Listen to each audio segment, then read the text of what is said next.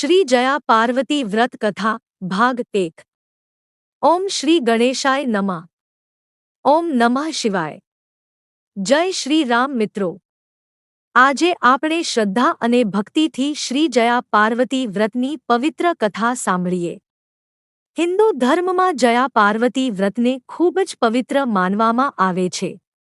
આ વ્રત માતા પાર્વતી અને ભગવાન શિવને સમર્પિત છે। એવી માન્યતા છે કે જે કુંવારી કન્યા આ વ્રત શ્રદ્ધાથી કરે તેને સારો જીવનસાથી મળે અને જે સુહાગીન સ્ત્રી આ વ્રત કરે તેના દાંપત્ય જીવનમાં સુખ, શાંતિ અને સમૃદ્ધિ રહે। અષાઢ સુદ તેરસના દિવસે વહેલી સવારે બ્રહ્મ મુહૂર્તમાં ઉઠીને સ્નાન કરવું, ઘરને સ્વચ્છ કરીને પૂજાઘરને શણગારવું, ભગવાન શિવ અને માતા પાર્વતીનું ચિત્ર અથવા મૂર્તિ સ્થાપિત કરવી, કંકુ, અક્ષત, ફૂલ, બિલ્વપત્ર, દીવો અને ધૂપથી પૂજન કરવું। ત્યારબાદ મનમાં સંકલ્પ કરવો, હે ભગવાન શિવ અને હે માતા પાર્વતી, હું શ્રદ્ધાપૂર્વક જયા પાર્વતી વ્રત કરું છું। મારા પરિવાર પર કૃપા કરજો અને મને સદાય ધર્મના માર્ગે ચાલવાની શક્તિ આપજો। ઘણી પરંપરાઓમાં આ 5 દિવસ દરમિયાન સાદો આહાર લેવાય છે અથવા મીઠું ટાળવામાં આવે છે। હવે સાંભળીએ આ વ્રતની પવિત્ર કથા। પ્રાચીન સમયમાં એક નગરમાં વામન નામના બ્રાહ્મણ અને તેમની પત્ની સત્યા રહેતા હતા। બંને ભગવાન શિવના પરમ ભક્ત હતા। તેમના ઘરમાં ધનની કોઈ કમી નહોતી, પરંતુ સંતાન ન હોવાથી તેઓ હંમેશા દુઃખી રહેતા। દરરોજ વહેલી સવારે બંને ભગવાન શિવની પૂજા કરતા, મંદિરે જતા અને જરૂરિયાતમંદોને દાન આપતા। તેમ છતાં તેમના મનમાં એક જ પ્રાર્થના હતી, હે મહાદેવ, અમને સંતાનસુખ આપો। એક દિવસ દેવર્ષિ નારદ તેમના ઘરે આવ્યા। બંનેએ નારદજીનું આદરપૂર્વક સ્વાગત કર્યું। નારદજીએ પૂછ્યું, તમે આટલા દુઃખી કેમ દેખાઓ છો? વામને નમ્રતાથી કહ્યું, હે દેવર્ષિ, ભગવાને અમને બધું આપ્યું છે, પણ સંતાનનું સુખ મળ્યું નથી। નારદજી સ્મિત કરીને બોલ્યા, નિરાશ ન થાઓ। ગામની બહાર એક પ્રાચીન શિવલિંગ છે। ત્યાં રોજ ભક્તિપૂર્વક ભગવાન શિવ અને માતા પાર્વતીની પૂજા કરો। તેમની કૃપાથી તમારી મનોકામના જરૂર પૂર્ણ થશે। બીજા જ દિવસે બંને જંગલ તરફ નીકળ્યા। નારદજીના જણાવ્યા મુજબ બીજા જ દિવસથી વામન અને સત્યા રોજ જંગલમાં આવેલા પ્રાચીન શિવલિંગની પૂજા કરવા લાગ્યા। વહેલી સવારે સ્નાન કરીને તેઓ ફૂલ, બિલ્વપત્ર, ફળ અને શુદ્ધ જળ લઈને ભગવાન શિવની આરાધના કરતા। રોજ ઓમ નમઃ શિવાય મંત્રનો જાપ કરતા અને માતા પાર્વતીને પ્રાર્થના કરતા। આ રીતે ઘણા દિવસો વીતી ગયા। એક દિવસ વામન બ્રાહ્મણ પૂજા માટે તાજા ફૂલો લેવા જંગલમાં ગયા। ફૂલ વીણતા હતા ત્યારે અચાનક એક ઝેરી નાગે તેમના પગમાં દંશ માર્યો। ઝેર ઝડપથી શરીરમાં ફેલાઈ ગયું અને તેઓ બેભાન થઈ જમીન પર પડી ગયા। બીજી તરફ સત્યા મંદિરમાં ભગવાન શિવની પૂજા કરતી હતી। ઘણો સમય વીતી ગયો છતાં વામન પાછા ન ફર્યા। તેમના મનમાં ચિંતા વધી ગઈ। તેઓ ભગવાન શિવનું નામ લેતા લેતા જંગલમાં પતિને શોધવા નીકળ્યા। થોડા સમય પછી તેમણે જોયું કે વામન જમીન પર બેભાન પડ્યા હતા અને તેમની બાજુમાં ઝેરી સાપ સરકી રહ્યો હતો। આ દૃશ્ય જોઈ સત્યાની આંખોમાંથી આંસુ વહેવા લાગ્યા। પરંતુ તેમણે હિંમત ન હારી।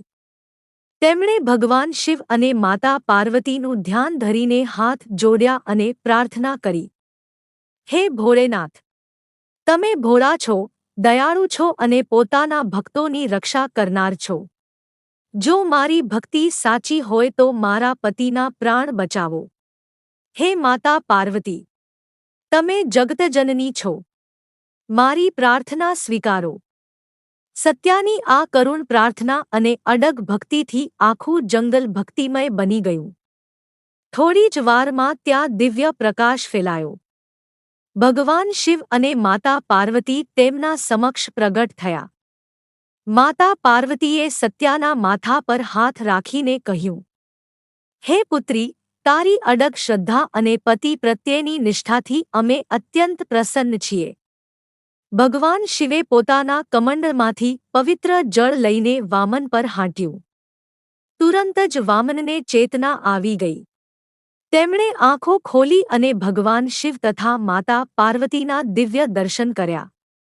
બંને પતિપત્નીએ ભગવાનના ચરણોમાં નમન કર્યું અને તેમની સ્તુતિ કરી. ભગવાન શિવ અને માતા પાર્વતીના દિવ્ય દર્શન કરીને વામન અને સત્યા આનંદથી ભરાઈ ગયા. બંનેએ હાથ જોડીને પ્રાર્થના કરી, હે મહાદેવ! હે જગદંબા! આજે અમારું જીવન ધન્ય થઈ ગયું. તમારા દર્શનથી અમારા બધા દુઃખ દૂર થઈ ગયા. માતા પાર્વતી પ્રેમથી બોલ્યા, હે પુત્રી સત્યા! તારી અખંડ ભક્તિ, પતિ પ્રત્યેની નિષ્ઠા અને ભગવાન પ્રત્યેના વિશ્વાસથી અમે અત્યંત પ્રસન્ન છીએ. હવે હું તને એક પવિત્ર વ્રત જણાવું છું. માતા પાર્વતીએ કહ્યું, અષાઢ સુદ 13થી 5 દિવસ સુધી ભગવાન શિવ અને મારી ભક્તિ કરવી. વહેલી સવારે સ્નાન કરીને શુદ્ધ મનથી પૂજા કરવી, દીવો પ્રગટાવવો, ફૂલ અને બિલ્વપત્ર અર્પણ કરવા, ઓમ નમઃ શિવાય મંત્રનો જાપ કરવો અને વ્રતકથા સાંભળવી. આ વ્રત ભક્તિ, સદાચાર અને શ્રદ્ધાથી કરવું. વ્રત પૂર્ણ થયા પછી જરૂરિયાતમંદોને દાન કરવું, બ્રાહ્મણોનું સન્માન કરવું અને ભગવાનનો આભાર માનવો. જે ભક્ત સાચા મનથી આ વ્રત કરશે, તેના જીવનમાં સુખ, શાંતિ અને ભગવાનની કૃપા રહેશે. સત્યા અને વામને માતા પાર્વતીના જણાવ્યા પ્રમાણે 5 દિવસ સુધી નિયમપૂર્વક વ્રત કર્યું. તેમની ભક્તિથી પ્રસન્ન થઈ ભગવાન શિવ અને માતા પાર્વતીએ તેમને આશીર્વાદ આપ્યા.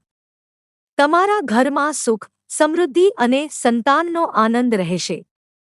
સમય જતાં તેમના ઘરે એક તેજસ્વી, ગુણવાન અને ધાર્મિક પુત્રનો જન્મ થયો. સમગ્ર નગરમાં આનંદ છવાઈ ગયો. ત્યારથી એવી ધાર્મિક માન્યતા પ્રચલિત થઈ કે કુંવારી યુવતીઓ સારા જીવનસાથી માટે અને સુહાગીન સ્ત્રીઓ અખંડ સૌભાગ્ય, પતિના કલ્યાણ અને પરિવારની સુખ સમૃદ્ધિ માટે જયા પાર્વતી વ્રત કરે છે. વ્રતનું મહાત્મ્ય. જે ભક્ત શ્રદ્ધાપૂર્વક જયા પાર્વતી વ્રત કરે છે અને ભગવાન શિવ તથા માતા પાર્વતીનું સ્મરણ કરે છે, તેમના જીવનમાં સુખ, શાંતિ અને આધ્યાત્મિક બળ પ્રાપ્ત થાય એવી પરંપરાગત માન્યતા છે. સમાપન. બોલો જયા પાર્વતી માતાની જય. બોલો ભોળેનાથ મહાદેવની જય. હર હર મહાદેવ. જય શ્રી રામ.